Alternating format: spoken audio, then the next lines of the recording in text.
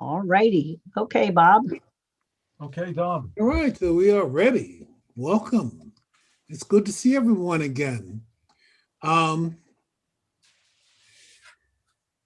so Bob and I have been doing this now. How long have we been doing this, Bob? We started about August 1st, Oh, right after. Okay, right after the message. Okay. right after the letter came out. Yeah. یه Well- صحبت خیلی قشنگی است به تو فرستادم من اینو چند روز پیش. Okay. I think people are entering the room unmuted, so that's good. Okay. Well. Anyway, we started doing this, but I really have to thank the Hamilton Township Baha'i community for hosting our monthly meeting. With a special thanks to Evelyn, who is the secretary for the Hamilton Township Baha'i community, and kind enough to use her Zoom account for what we're doing. Thank you very much, Evelyn. My pleasure. So we started this and we're continuing this by inviting you to an in-depth consultation and a conversation on the message from the Baha'i World Center dated July 22nd, 2020. We're going to close with a 10-minute moment of prayer and devotion. And it is dedicated to justice in America for the unity of our human race.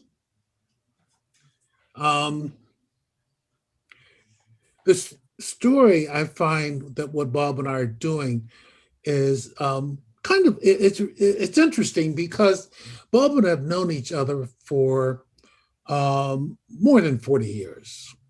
I think we tried to calculate it the other evening. And it began sometime around 1979, maybe a bit before. But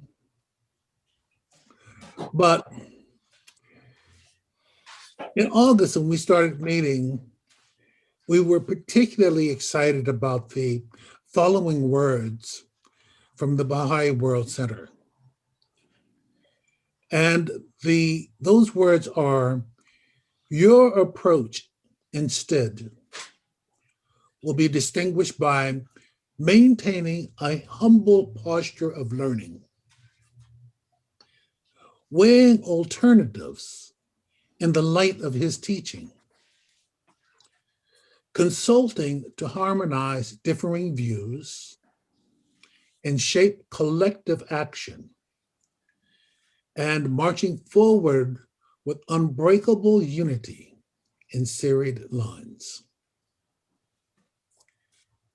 Now, to put it blunt, and I love to put things blunt and frank, that they're writing to us about the issue of racism in America.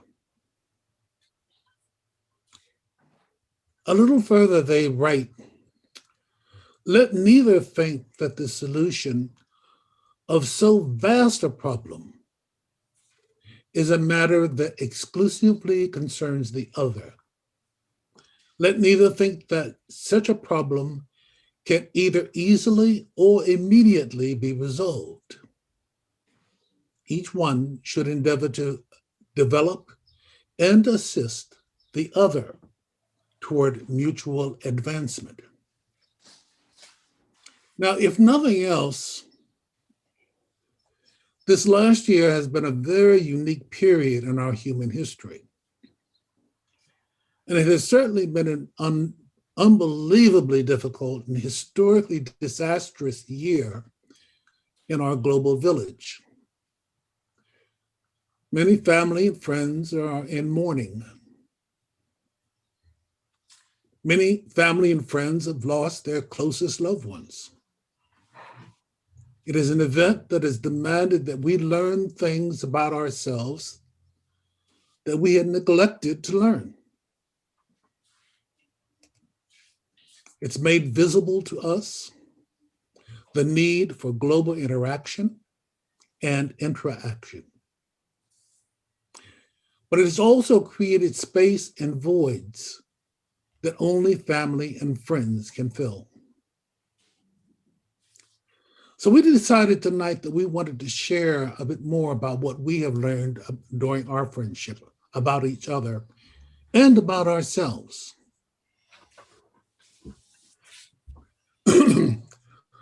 Around 1920, now see, you have to understand, I'm a scholar, I'm an academic. And so when I do things like this, I tend to be fortunate enough not to have to go to the library anymore, but I can go online and I can find wonderful little quotes. And this one is from around 120 AD by Plutarch. And it says, I don't need a friend who changes when I change and who nods when I nod. My shadow does that much better. That's nice, nice humor for 120 AD. But then who knew what was funny then, But Bob and I do share, we're not shadows, but we do share a number of things. Because we were both press photographers when we met in the late 70s.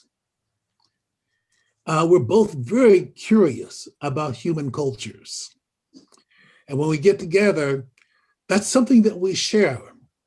He's traveled much more than I have, but we've both traveled.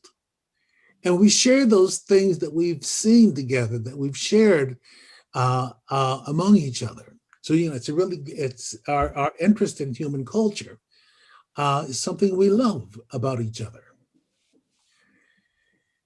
There's a Baha'i book titled God Loves Laughter. And Bob and I both love to laugh.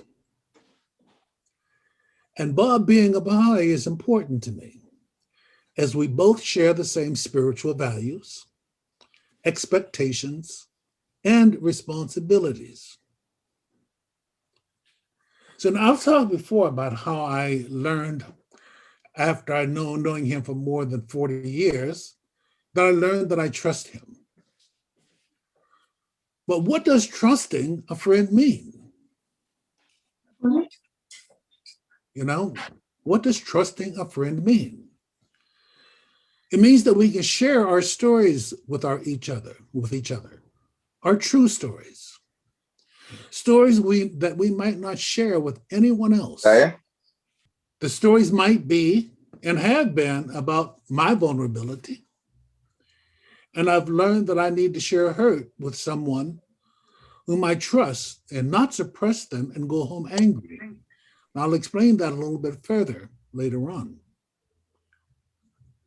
Now, it's funny because I thought he'd know my stories.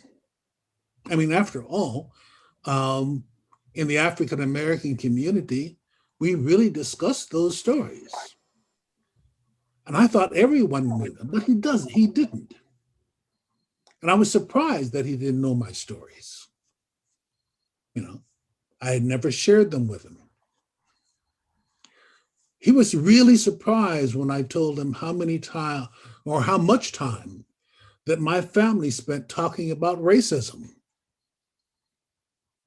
We'd get together and we would talk about racism, a lot about racism, about how to survive within its existence, how we survive certain incidents, where you can safely go, where you should not go, how to get from here to there. And we laugh about it. Because sometimes it is just so silly. And then after that, we go on and we enjoy the meal and we enjoy family and good stories. But I was really kind of surprised that Bob didn't know that. I thought everyone knew that. So I guess I learned that Bob doesn't know as much as I thought he did. Now, some of the things that he said, as we've talked, are not as culturally sensitive as I thought they should be. But I learned that Bob wants to learn, and he's really a good listener.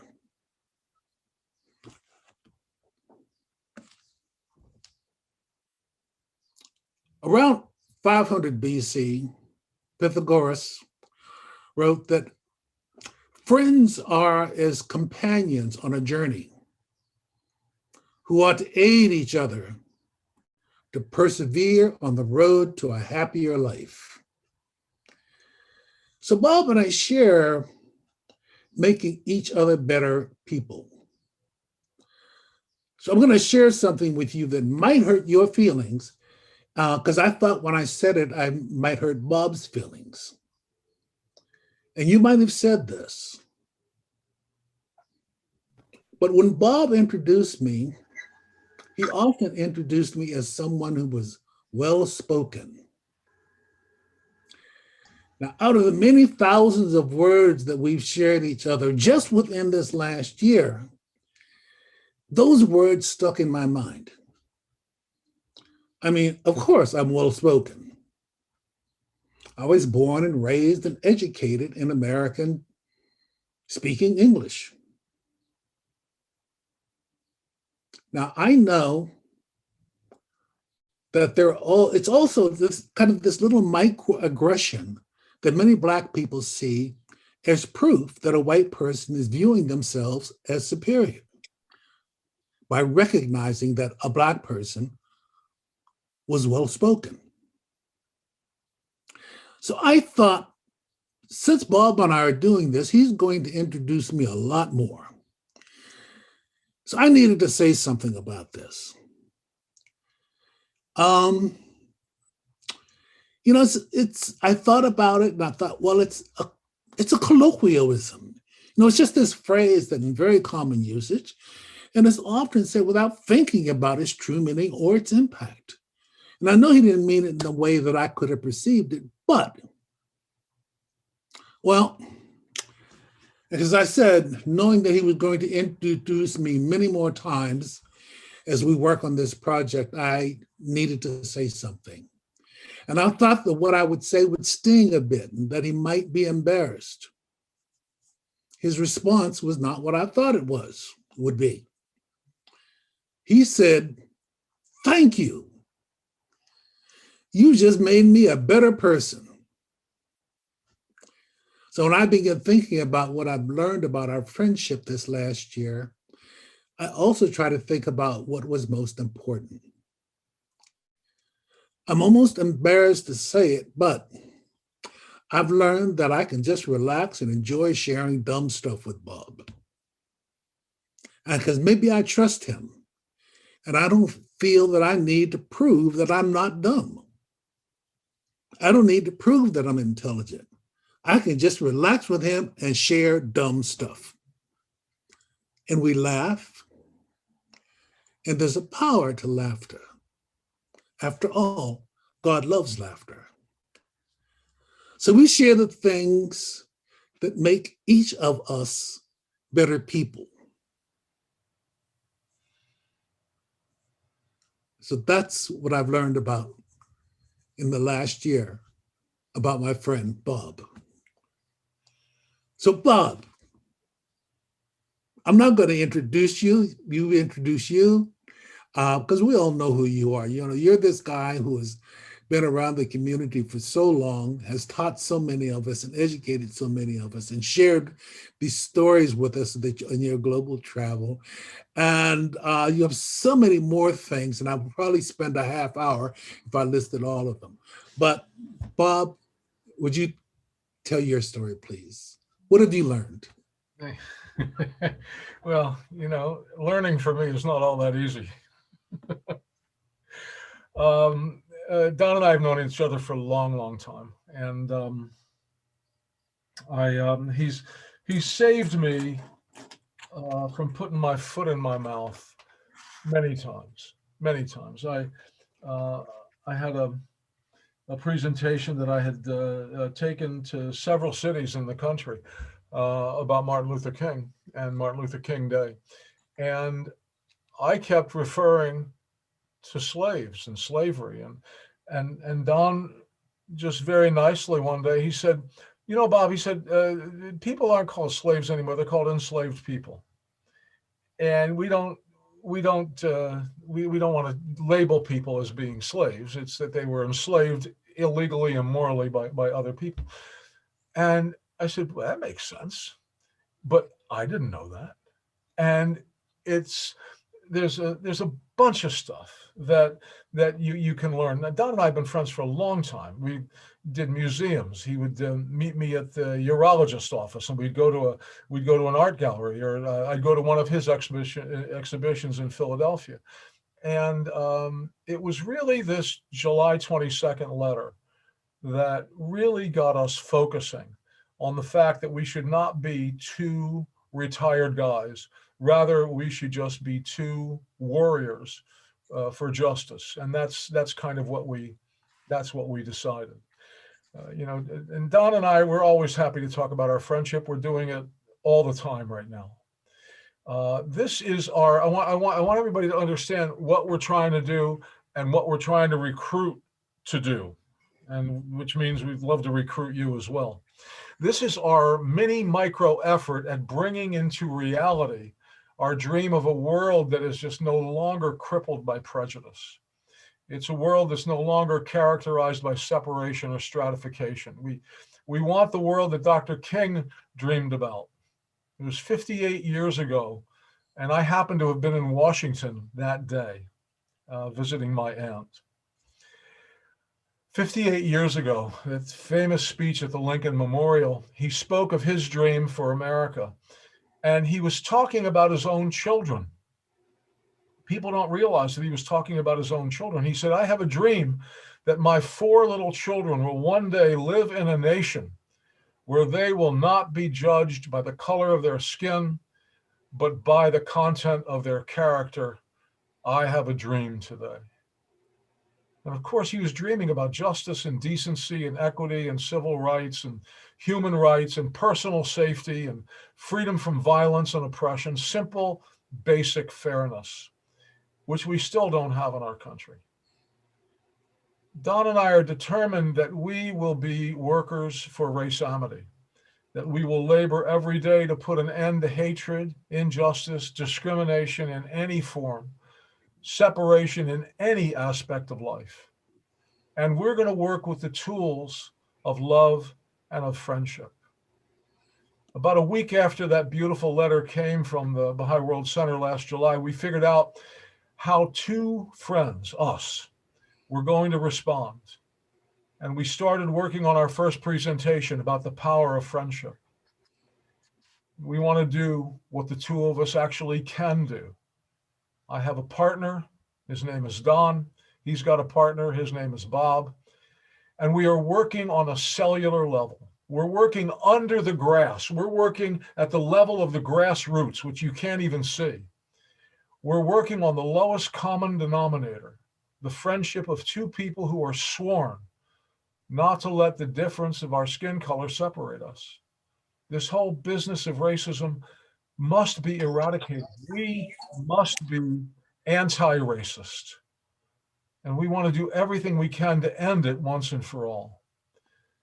We have a simple goal in mind, and you folks, 35 of you, are our collaborators here. Here's the deal.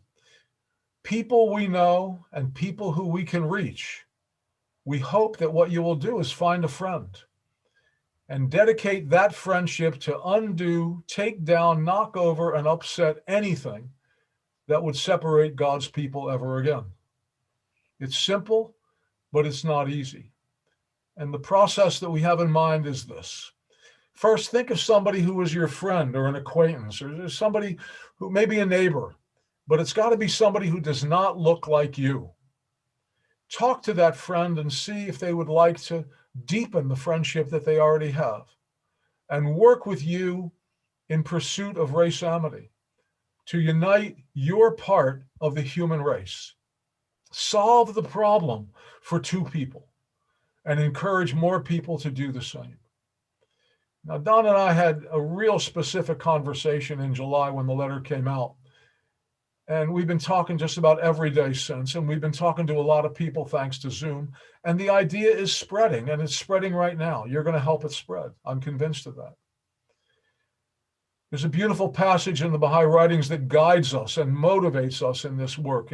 It was advice given to the few Baha'is in Paris in 1910. And the son of the founder of the Baha'i faith said these words, and these words really change us. He says, I charge you all that each one of you concentrate all your thoughts of your heart on love and unity. When a thought of war comes, oppose it by a stronger thought of peace. A thought of hatred must be destroyed by a more powerful thought of love. Nothing is impossible to the divine benevolence of God. And here's the part that really gets us. If you desire with all your heart friendship with every race on earth, your thought, spiritual and positive, will spread. It will become the desire of others, growing stronger and stronger until it reaches the minds of all men. Do not despair. Work steadily. Sincerity and love will conquer hate. That was 1910. Imagine if a movement of people, two at a time, could spread love and understanding and sympathy and compassion and justice and equity. It could catch on, it could catch fire. It could start very small and then grow into something bigger because it's motivated and powered and ignited by love. Now, thinking big is, that this thing grows great, but right now, I am so content as I think back on the last 10, 11 months on what's happened to Don and I concerning our friendship. Since Don and I have really dedicated ourselves to, working in this race amity business, I have learned so much about Bob Harris. It's been a time of rapid development for me as a person. Don is a very good teacher. He's a college professor. And I try to be a good student, and I try to listen, and I try to reflect, and I try to change. And so what have I learned? How have I been enriched? Well, I learned that African-American families are constantly sharing data and intelligence about where it's safe to shop, park, walk, drive. And they're like people in a war. They strategize about how to be safe, how to keep their young men safe, away from police or jails. Don told me that every gathering of his family had a quick rundown on what remarkable insults they had endured that day, where not to go, which police officers were a particular danger, what the teacher said to me today. I never dreamed that African-American families, even little kids, were under this kind of pressure to share urgent news, potentially life-saving news, every time they got together. As a white person, I have never had one conversation like that. Not one. So it has motivated me to try to do more kind things, caring things, and respectful things as I bump into people of color, so that the family discussions that they might have that night might have some good news inserted in it. Maybe some small caring act that I could perform could ease that burden or lift the weight of danger that is universally endured by people in this country. I've come to realize, I've learned that I have been encouraged and smiled at and helped by every police officer I've ever met, every teacher, every banker, every employer or coworker I've known. I've had people go far out of their way to help me in 100 different ways. And that was not the story for Don and for many others. My wife and I have always been warmly welcomed in hotels or restaurants or cruise ships and anywhere. But that's not the story for Don and his European French wife, Marie. In many cases, their time together, and Don's gone to some very cool places like the Galapagos Islands and Machu Picchu and lived in France for a long time. But in many cases, their time together has been ruined rudely, ugly. This is something that I fully realize. How fully do I realize it? I realize it a lot more fully than I did a year ago. I've learned that the ability to trust people is very different in the circles I grew up in as compared to the way trust is handled in the African American community. There was no one plotting against me. Nobody was bitter that I got a job or got a raise or got some recognition. You know, for me to trust someone carried very, very little risk for me. For Don, it is an unusual and almost unique occurrence when you find somebody you can give your confidence to. That I found is pretty systemic, and it can't be healthy to feel that way, to feel that you can't trust anybody. You drive me crazy. I've also learned that Bob is still, after a year of doing this, still pretty unconscious. I talk too much. I feel too little. I lack sensitivity and empathy. I take up lots of space. And my white privilege efficiency causes me to roll over even people I love. I just go about the world the way I want to. I want to shape the world the way Bob wants the world shaped. My African American friends are forced sometimes to alter their personalities for a given situation, being hyper conscious of how they say things and how they assert their point, especially if they're in a job situation or in a police stop. I've learned a lot.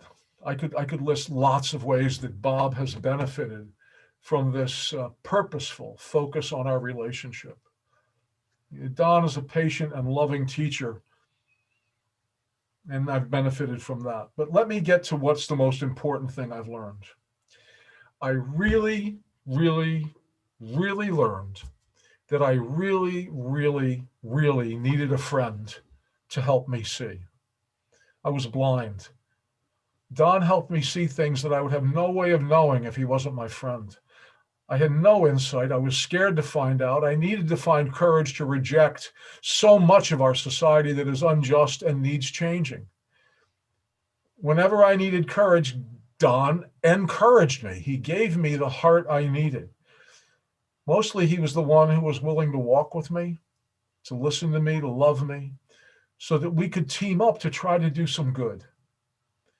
We're on the same page about working together, about the crying need our country has for justice. We old guys are doing our very best to break down the walls that have kept us and millions of others separated. We don't only break walls, we also try to build bridges over the chasms that still divide people.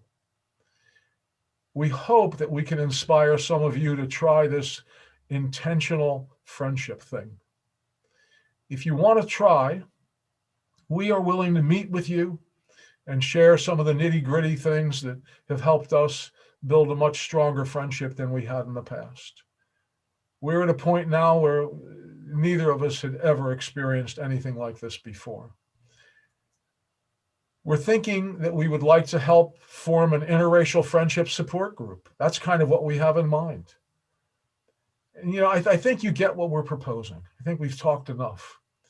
We're very determined to devote what energy and talent we may have left to this cause of justice and unity.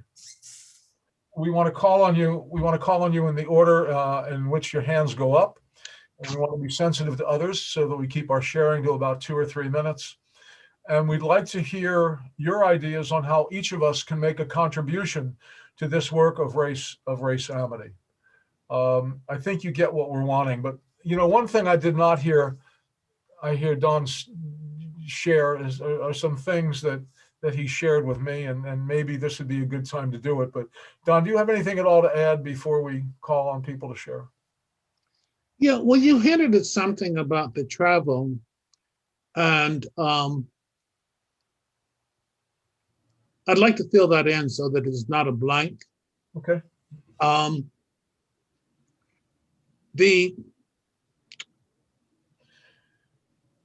few years ago, Marie, who's my wife, we were in France. We were visiting in France. And we were traveling by boat, riverboat, from Lyon to Normandy to the battlefields. And this trip was going very well, much better than the preceding one, where in the Galapagos, I was approached by two men, each independently, who wondered why I was there and how I was there, because there was a small group of about 20 of us.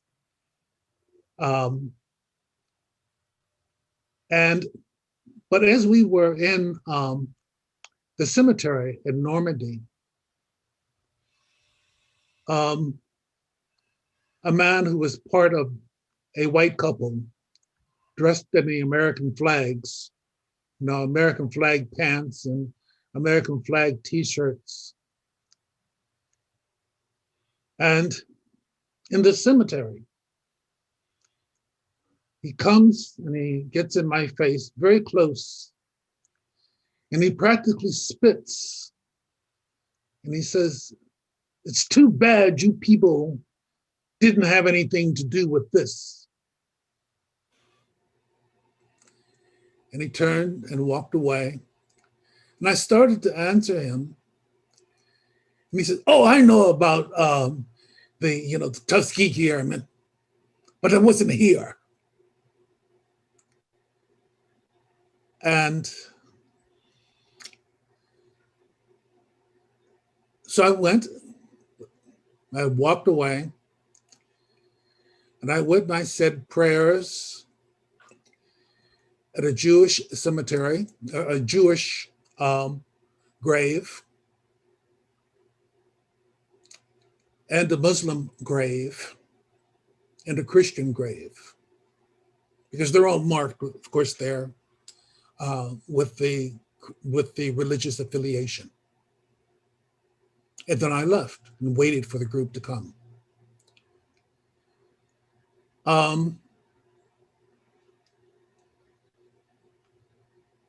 Those things happen.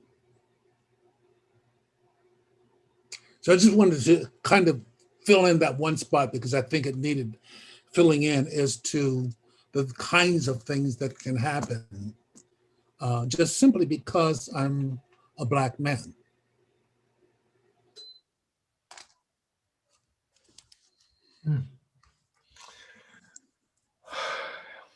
And that'll never be in a newspaper. And yet you're going to live with it every day of your life. Yeah. It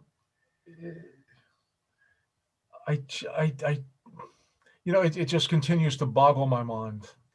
And when I hear things like this, I want to, say never again, let's stop.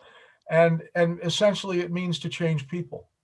Yes. And changing people is about the hardest thing in the world that anyone would ever attempt, to change anybody. Well, Bob, the reason I share this with you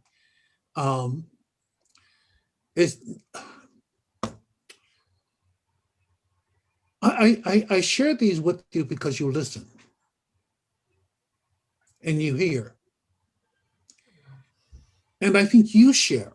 I know you share. And you share in places that I can't share. And you have influences that I don't have.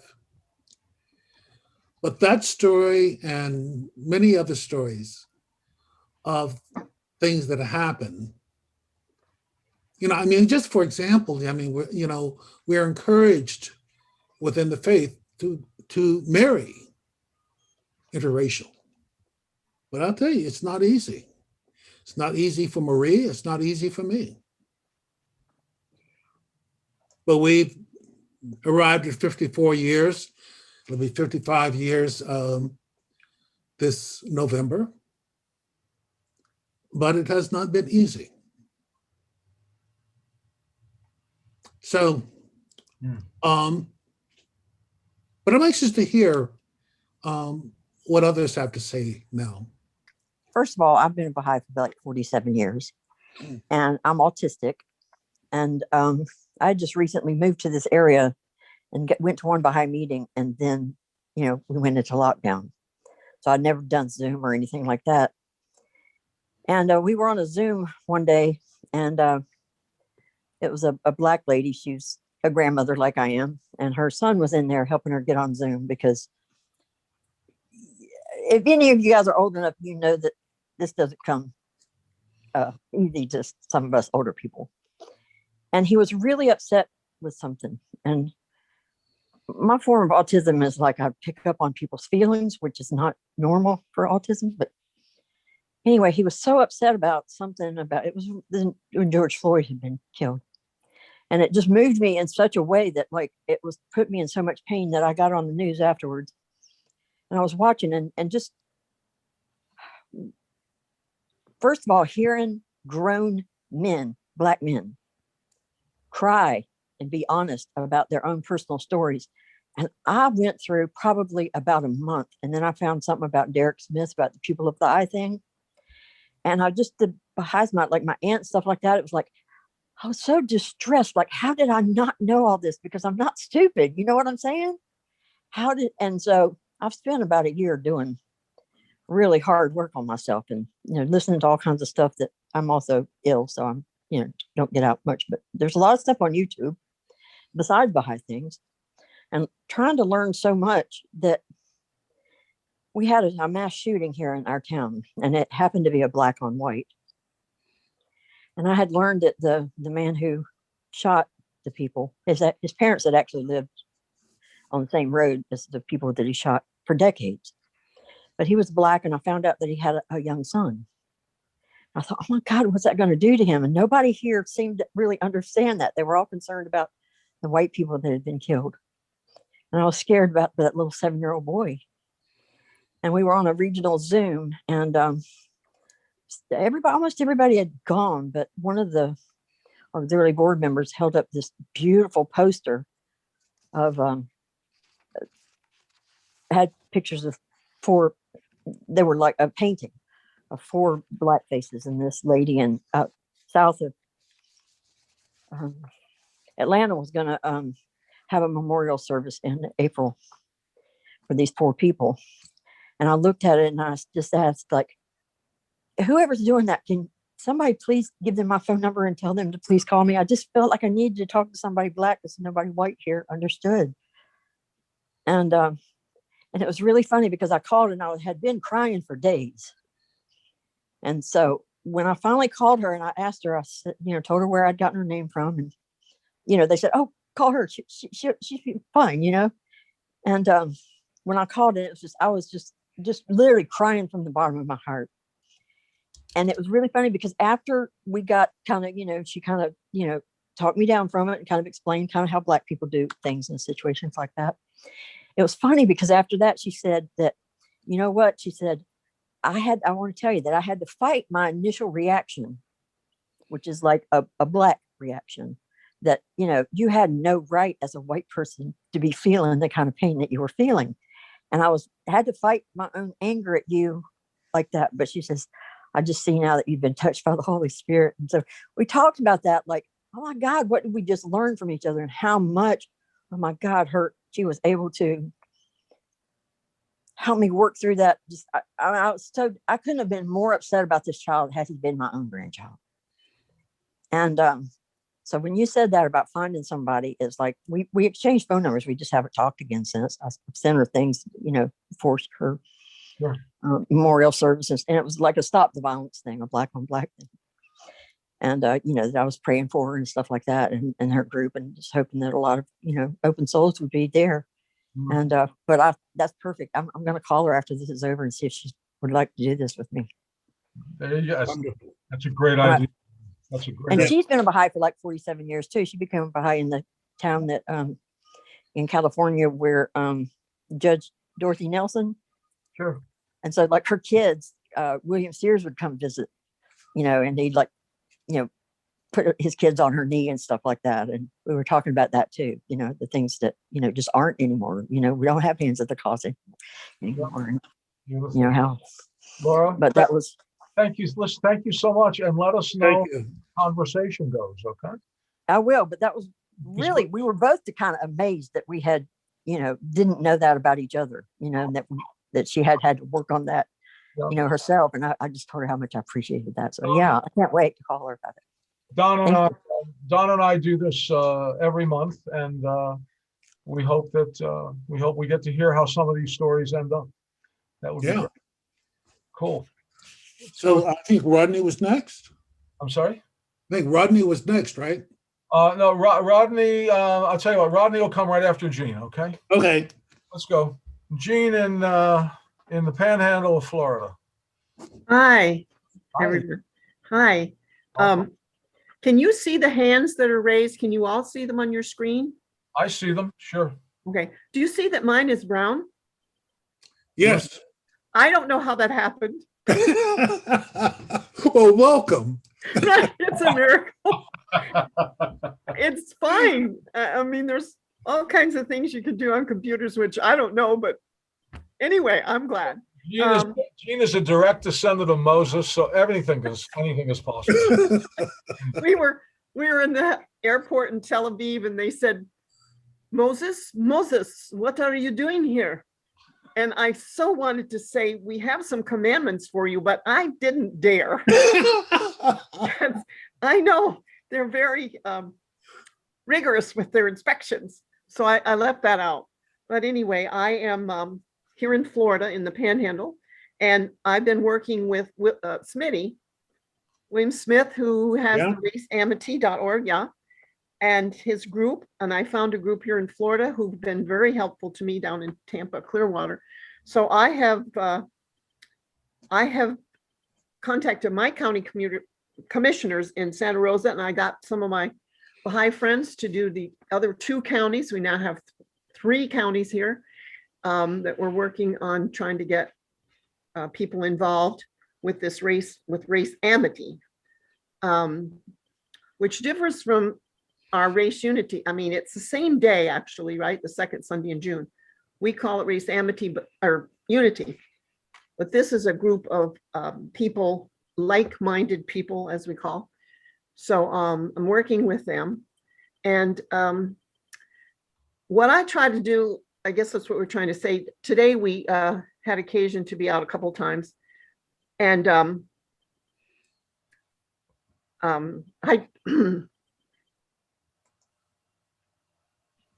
I'm sorry, this is so emotional. I just get so upset. But anyway, I sat next to twice I had occasion to sit next to Black ladies. And I don't want to say that I'm sorry that I have to do that. I mean, I wish it wasn't that way, but I do that purposely. And I sat next to this lady, and she had this beautiful purse with Michelle and Obama pictures all over it. And I went, is that Michelle and Barack? And she goes, yes. I said, oh, I wish he could have stayed president for 20 years. And she said, so do I. But I felt like, I was making a connection. The thing is, I don't know how to say this. I want to do that for everyone, but I know it's important. And so I do. And they say that 80% of white people do not have a close Black friend. And I can't see everyone's faces on this meeting, so I don't know. I can see a couple, but I guess that's a statistic. So I said to my friend Daphne's, well, I'm in the 20%. She says, yeah, I know you are, because we're dear friends. And we were told by National as a teaching committee or teaching team to go out and have supper together in a restaurant, just be seen together. And I think that is vitally important, because her husband and I went to this meeting that we're trying to help young people, in town. We went to the community center to see if we could offer our help. And they said to us, so how do you 2 know each other? And I'm thinking, that's a strange question. They said, are you married? I said, no, we're not, but we could be. I said, no, we're friends. And I thought, good heavens. So course, I am in the South in the Bible Belt. As Robert says, every morning he puts on his Bible belt. But I go up north in the summer and I've heard the same thing. I was at a meeting, we're right near Greenacre, and there were some people who came to a meeting and they were telling me how they were people of color, they're followed around stores. And I'm like, I knew that occurred here in the South, I'd been told. And so I guess it occurs, but as you say, I wouldn't know that unless you told me. And same thing with my friend Daphne's here. She says, there's some restaurants I just won't go in. I said, well, I'm sorry to hear that. I said, but go in with me. And so every chance we get, we're out together as teaching teams. So my grandson is Jamaican. And when I am with him, I can tell the difference. And so this is very important to me, because I have this grandson, and my daughter says people will ask her, where did you get him? And she'll pat to her stomach and they'll say, no, I mean, where did you get him? And she goes, right here. This is where he came from.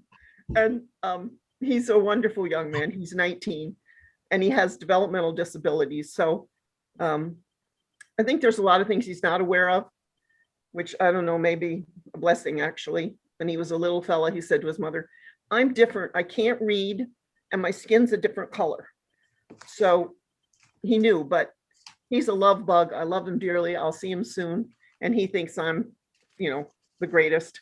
And I have a cousin also, I hadn't seen in years, and she was on Facebook, and she has biracial grandchildren, not a Baha'i. And she wrote me, she says, I hope someday our biracial grandchildren will be accepted or something. And I said, yes, me too, because our great grandfather was a Lutheran pastor from Germany and gave his first, he was born in 1800 and gave his first sermon in 1844 at the Lutheran Church in Indiana. So, but he was not certainly as open-minded as he should have been.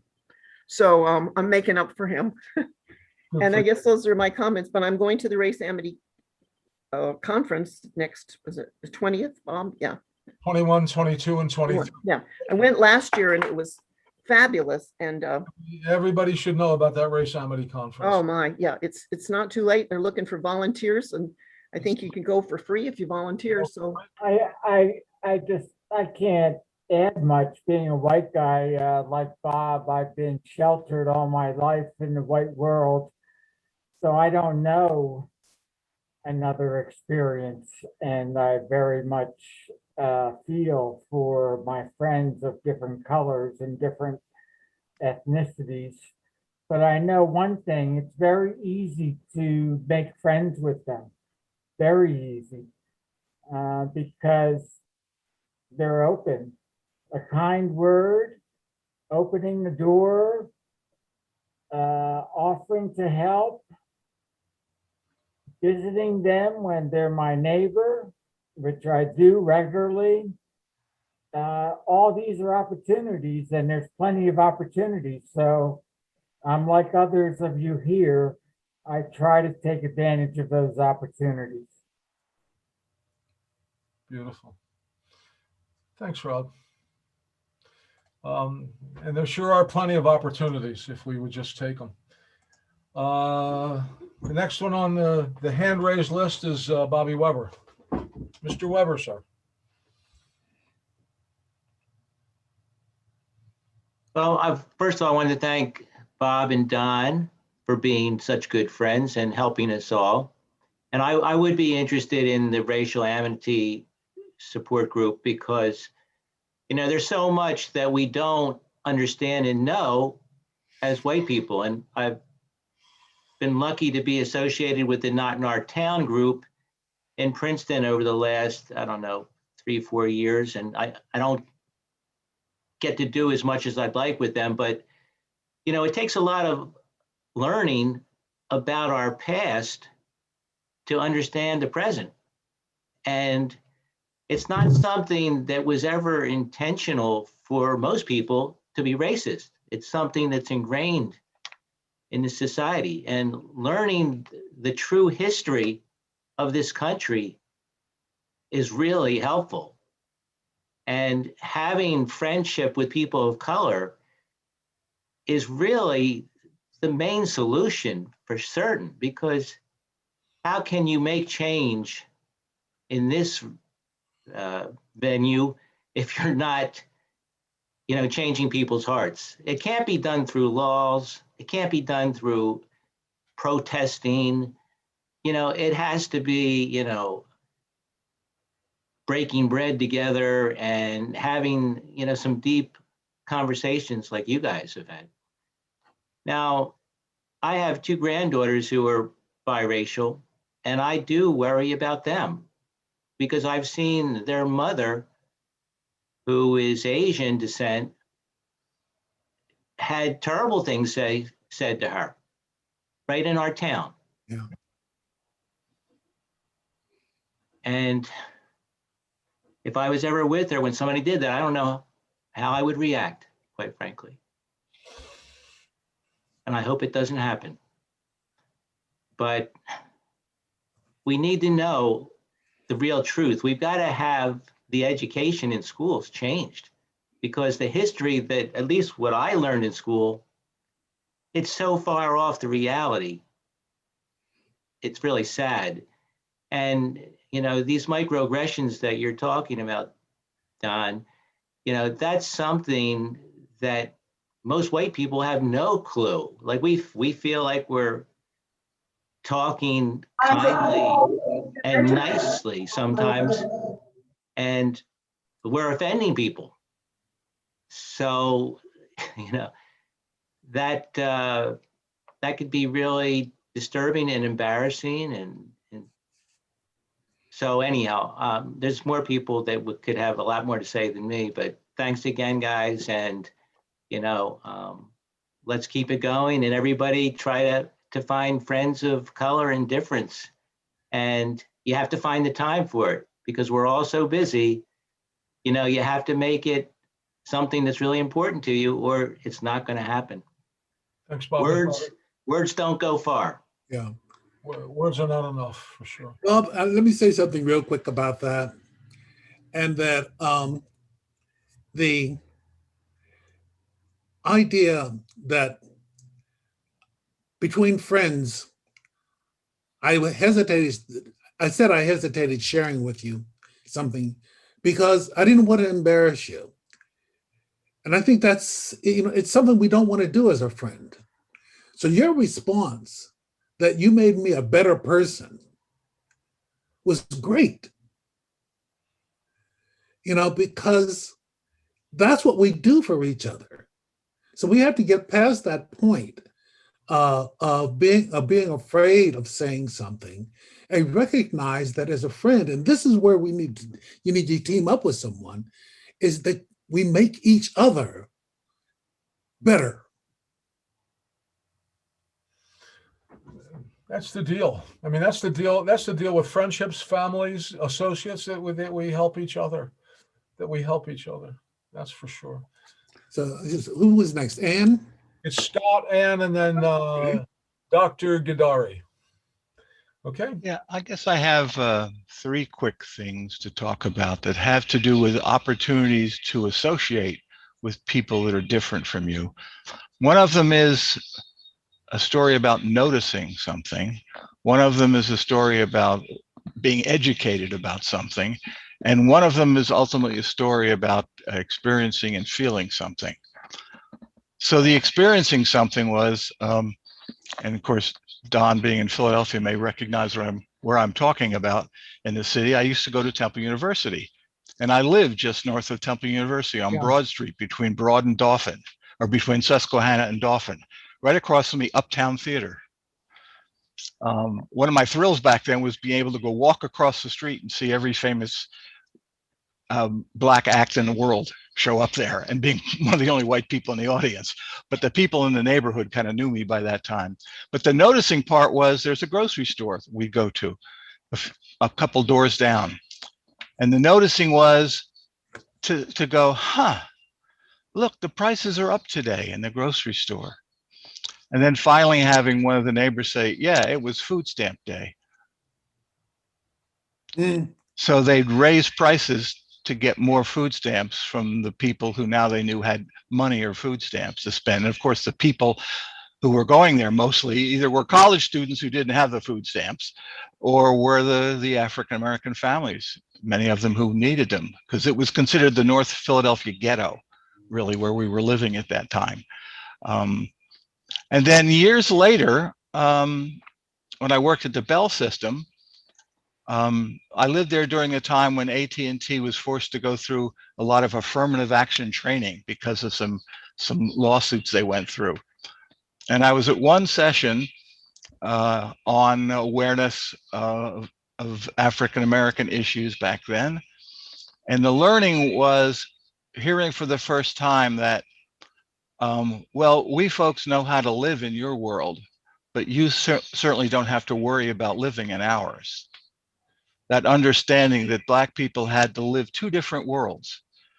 There was the world they lived in, and as was talked about, the things they talked about in their families, but having to understand how to function in a white world that really didn't think that there was anything other than they should behave like we did. Yeah. It was the first time I ever became sensitive to the fact that they had to think about those things just to survive in a theoretically a very professional environment where there wasn't even a question of fear and stuff, but they had to worry about behavior and had to worry about speaking the right way rather than speaking the way they would like, as colloquially as they would like among one another. And the final story is, many of you, Hamilton, know that Donna and I, among our two adopted children, one's African-American. You may remember little David, who's now in his 30s. Wow. They grow up. Yeah. But when I was in college, that was during the things going on down south. This was in the late 60s. And I could watch the pictures, the newsreels of the fire hoses and the dogs and the beatings. And as a good liberal white kid in college, I could go, you know, how terrible that is, et cetera. And we could protest and stuff like that. Well, after David was about 5 or 6 years old, it became hard for me to watch those old newsreels anymore. Because I'd look at him and go, God, that could have been David. It wasn't just these folks down south. It was, this could have been somebody who's my family. This could have been done to him. And of course, we know stories when we lived down in Columbus, Georgia and stuff, where Dave would get stopped by the police and Donna would show up sometimes when he'd call her when I was at work. And the police were like suddenly astounded and taken back. They were doing all kinds of things to grill David, and my wife shows up and all of a sudden they shut up and they might let him go. You know, imagine what it would have been like if it was an interracial marriage and a Black woman showed up as his mother. I don't think that would have happened. And so all of these have to do, really, like I said, with association. If I hadn't been living in that neighborhood, if I hadn't gone to those sessions at the Bell system, and if we hadn't adopted David, I would still have no clue about a lot of stuff that goes on. So the importance of associating with people that are not like you is pretty important. And for white people to feel willing to shut up and sometimes even be stupid about your ignorance about what other people have to go through, and being willing to kind of stick your neck out and demonstrate your willingness to have to learn things and maybe be embarrassed by your ignorance in front of other people. I think it's a pretty important idea for those of us who don't have to think about those things on a daily basis. Thank you. It's so nice to see all my friends from New Jersey, from here in Yakima, Washington. I hear about you all the time from Liz Coran, and seeing your faces makes me happy. Bob and Don, God bless you for this initiative. We'll do everything we can to support it. I want to tell a real quick story, and I want to thank everybody for being so open and transparent about their own experiences in learning and being woke. If any of you know Walt and Rhonda Palmer, you might find this particularly hilarious and funny. Walt's an African-American gentleman, son of a Tuskegee Airman, and Rhonda is a redheaded Irish woman. And whenever they wouldn't get waited on in a restaurant, Rhonda would stand up on her chair and sing God Bless America. And they got waited on really quick. Mm. The one thing we haven't, which Scott started to talk about, but sometimes Baha'is think that they understand the struggles of Black people, like really understand it and don't have to learn anything else. And I think that's a major challenge for all of us. I'm just saying, because I've been there and I've seen it happen so many times, and I've had to clean up after the messes, or I've made the mess. Jan Shepherd, widow of Joseph Shepherd, moved to Columbus, Ohio recently, and she's in a book club at a suburb called Upper Arlington, which is a solid WASP suburb. And she asked for the book club to talk about white privilege, a book on white privilege. And all of the women said, why should we learn about that? We don't have any Black friends, which gave me a good giggle. But book clubs are a great way to move into circles as well. And then finally, there are two people that I think I can partner with. One of them is a Hispanic lady. I got involved in her life when her dog ran away to us, and also when her son was being racially profiled at the school. And I think she and I have not explored to the extent that we possibly can the challenges faced by 55% of the population here in the Yakima Valley. And I think that would be really useful and good for both of us. And I think in the process, their young children will probably learn from that. And the other person is an African-American former professor at the university where I taught. And two of her brothers are Baha'is. And again, we haven't explored the issues that we could have been exploring in a way that would be more meaningful. And I think this is a chance for us to get together and do that and sustain our relationships and friendships. I love you all. It's so great to see everybody. Thanks, Ann. This is so cool. I love Zoom. Dr. Mark, I don't know if I know you. Welcome. Thank you. Can you hear and see me now? Yeah, I sure can. Yes. Yes. Okay. Well, thank you, Susan, first for inviting me to join this discussion, and it's definitely been eye-opening. As I'm talking with you all here now, I've been also talking with Susan, on the side, and a couple of things just kind of came up in my mind that I just wanted to share. And in a recent conversation that I had with a family therapist, and it's just my nature, maybe being the academic I am and some of the other things that I've done, everything has to be logical. It's in a square box.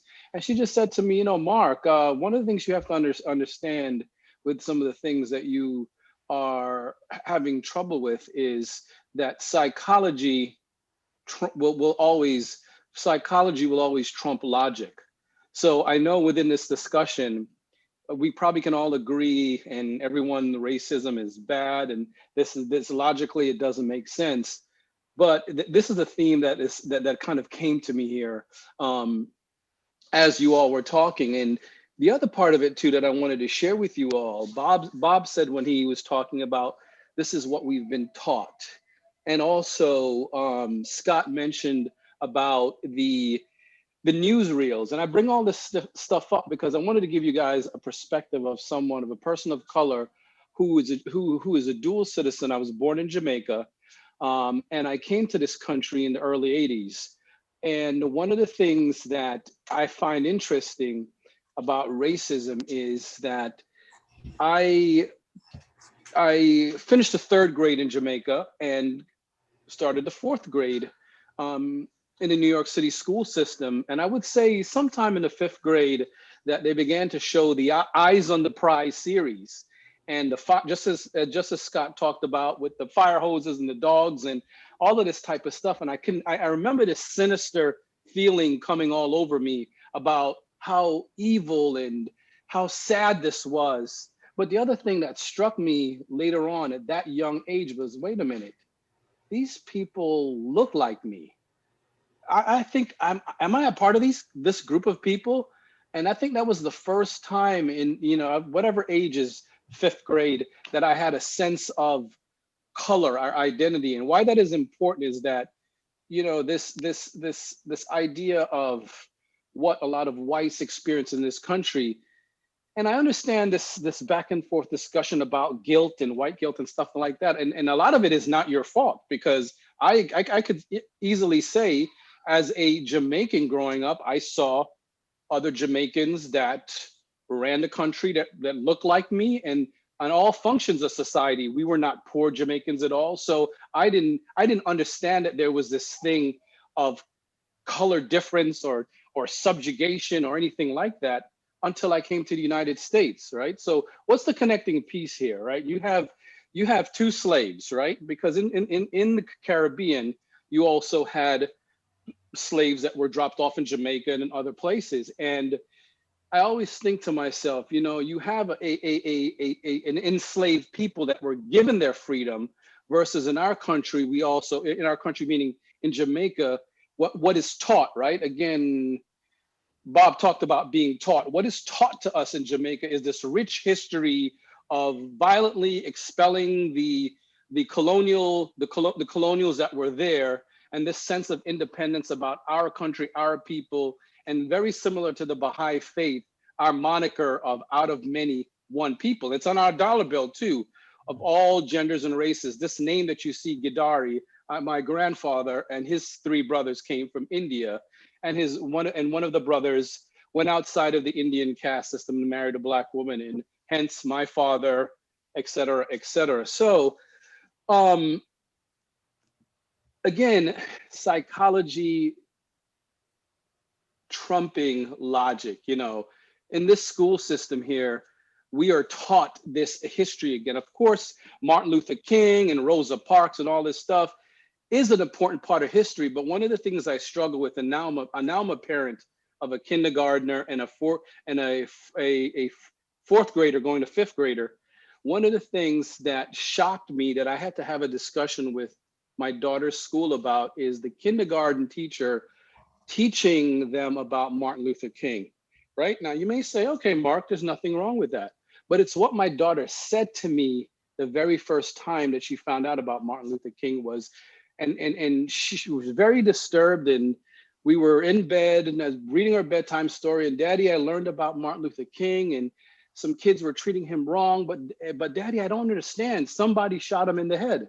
And I said to myself, why in kindergarten would they have to relay this information? Because this is something I cannot take away from my daughter's frame of mind. Is it important that as an adult, later on she finds that out? Yes. But this is exactly the root of what Bob, again, I'm going to refer to, and Scott talked about, this imprinting that goes on, and this subjugation type of narrative that's taught to people of color and white people. This Rosa Parks and the dogs and the hoses and your slaves and many of you know there's a lot of black, brown people, women, and that of all shades that have done a lot of wonderful things in this country. But there is a narrative that until the nexus of it all starts in the school system, we're still going to be having these kind of come to Jesus kind of discussions. And I tell you, one of the biggest things too, to draw a parallel to this, and then I'll wrap it up, is for those to understand when I say psychology trumps narrative. If you haven't heard of the Jane Elliott experiment, that is one of the most vivid experiments from 1960, whenever, that whenever the white teacher, and I forgot the whole story, but she took a classroom of children, and she began to demonstrate how it's easy to establish prejudice and race, and the brown and the blue eyes, Brown-eyed, blue eyes. Yeah. Exactly. And interestingly enough, she's doing this again.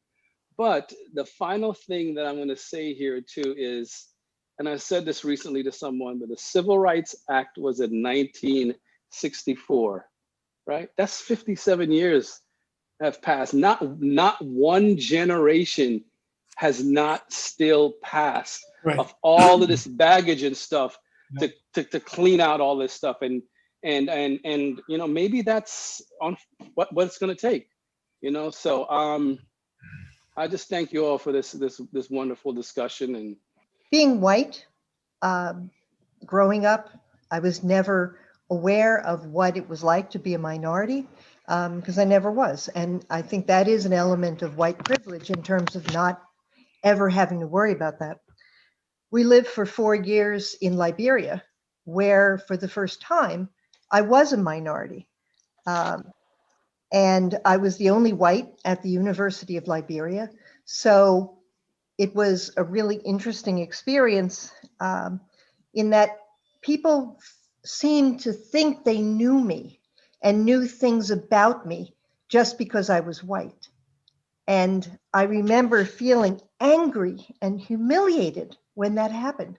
I wanted to say to them, you don't even know me. Like our gym class teacher called me out of the whole class and said, Eileen is going to show us how to sink a basket. Just because I'm American, I'm white, he thought that I would know this. I get letters from boys in the class, and they would say things like, oh, you have beautiful hair, you have ... You have beautiful blue eyes. Well, I don't have blue eyes. I'm brown eyes. And it was just a sense of people not looking at me. And when that happened, it was like a light bulb moment where I said, this is what it feels like for people in my country who are minorities, that we treat them in a certain way and as if we know them and we haven't. Great perspectives. Really, I love the group of people who are here tonight. This is just beautiful. Marcia. Bobby. I have something a little bit sensitive I want to say. And I love what Bob and Don are doing. I think it's really wonderful. And I think it's going to turn into an initiative that spreads and grows and builds bridges and connects a lot of hearts. And just sort of a cautionary note, and maybe something that Bob and Don in your talks together as you're growing this initiative, to maybe give some thought to helping well-intentioned white folks go about this in a way that is sensitive and careful. You two have a long-standing friendship, and you're both Baha'i. So I really appreciated that Don said we have shared expectations, shared values, shared responsibilities, and we have a certain framework that we understand as Baha'is in building, a future that is centered around the oneness of humanity. And too often, well-intentioned white people go galloping off into a new project without having done the personal work, without having done a lot of reading and studying and understanding the historical narrative of racism in the United States. And, it's so beautiful the way you two are willing to teach one another. And at the same time, there's a lot of tension around white people asking Black people to teach them, right? It's work that white people have to do themselves around educating. So, there are just these few thoughts about, nobody wants to be your project. Nobody wants to be your good deed as a white person. It has to be a very sincere desire to build friendship. And when it comes about naturally and you just grow a friendship, it's the most beautiful thing. And it's exactly what you two are doing. But since you're kicking off an initiative, I would just urge you to give some guidelines and cautions to folks who may not have the Baha'i framework, may not have the depth of experience, may not have the years of friendship that you established before you embarked upon this. And I think what you're doing is lovely. And I'm so excited to see so many of my friends that I haven't seen in forever and their beautiful smiles. Marcia, thank you very, very much. Luckily, I know Marcia, and Marcia can help us. you could really help us. Marcia has done an awful lot of this work across a lot of cultural lines, and is obviously a very gifted and tactful communicator. And I thank you so much. So let's be in touch, honey. Okay, please. Ultimately, the power to transform the world is affected by love. Love originating from the relationship with the divine. Love ablaze among members of a community. Love extended without restriction to every human being. This divine love, ignited by the word of God, is disseminated by enkindled souls through intimate conversations that create new susceptibilities in human hearts, open minds to moral persuasion, and loosen the hold of biased norms and social systems so that they can gradually take on a new form in keeping with the requirements of humanity's age of maturity. You are channels for this divine love. Let it flow through you to all who cross your path. Infuse it into every neighborhood and social space in which you move to build capacity to catalyze the society building power of Baha'u'llah's revelation. There can be no rest until the destined outcome is achieved.